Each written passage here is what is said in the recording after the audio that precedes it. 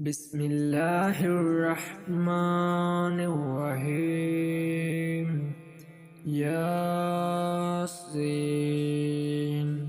والقرآن الحكيم إنك لمن المرسلين على صراط مستقيم تنزيل العزيز الرحيم لتنذر قوما ما أنذر آباؤهم فهم غافلون لقد حق القول على أكثرهم فهم لا يؤمنون إن جعلنا في أعناقهم أغلالا فهي إلى الأذقان فهم مقمحون وجعلنا من بين أيديهم سدا ومن خلفهم سدا فأغشيناهم فهم لا يبصرون وسواء عليهم أنذرتهم أم لم تنذرهم لا يؤمنون إنما تنذر من اتبع الذكر وخشي الرحمن بالغيب وبشره بمغفرة وأجر كريم.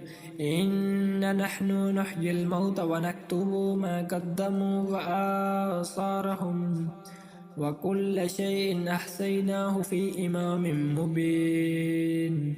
واضرب لهم مثلا أصحاب القرية إذ جاءها المرسلون إذ أرسلنا إليهم اثنين فكذبوهما فعززنا بثالث فقالوا إنا إليكم مرسلون قالوا ما أنتم إلا بشر مثلنا وما أنزل الرحمن من شيء إن أنتم إلا تكذبون قالوا ربنا يعلم إنا إليكم لمرسلون وما علينا إلا البلاغ المبين. قالوا إن تطيرنا بكم لئن لم تنتهوا لنرجمنكم وليمسنكم منا عذاب أليم. قالوا طائركم معكم أئن ذكرتم بل أنتم قوم مسرفون.